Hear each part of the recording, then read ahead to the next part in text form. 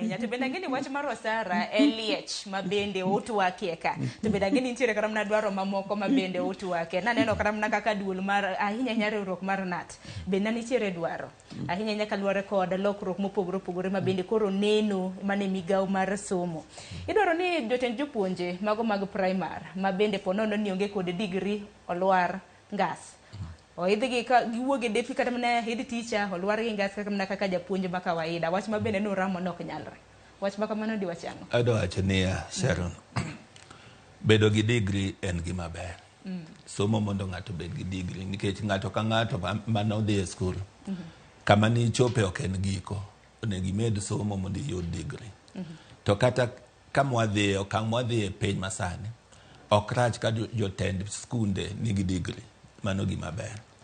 Lakini gima ne wawacho ni kata ka dipo ni nitie chik manyien mikelo, nitie gima iwacho ni nitie transition clause. Transition clause tiende ni joma ne nitie ka gibedo first out to joma kawo kargi koro nego bed gi qualifications madwarore. To ok ni kawuono ukelo qualifications madwarore manyien to koro udwa golo joma osetiyo kanyo kata igni 30, moko igni 20, moko igni 5 gi malo. Ni koro idwa duoke ni mondo odhi opuonje klas. Mano e gima ok timre maber. Transition clause ni kamoro amora. Every lifestyle ma ng'ato ni godo. Kata chik moro mabiro manyien. Kata constitutions mane waloso. Ne indiko ni chik moket kama chakore kama to joma nitie to biro exit e yo makama. Koro mane gimiketo ok ni kawuono ji olando ni koro wadwaro digri ni joma onge digri igolo e skunde.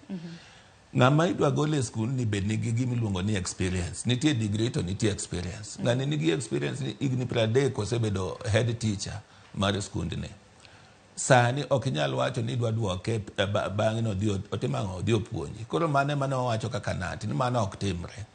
Ng'ama ni e skul mane oseyudo telo mondo obed headmaster kata deputy headmaster otieti motieki e okang' modhi tieke kata ka ni en retire any natural attrition mamiyo wuok.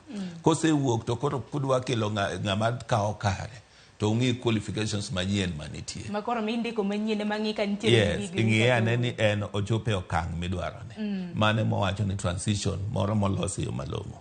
To ok inyal wacho ni mayo ng'ato tich. Mane ng'eni is a demotivating factor. Ok onyal tiyo. Erokamano ahinya. Ang'eni dwaro ung'eny. Wabiro bedo kwalose nikech pod wan gi thuolo kaendi.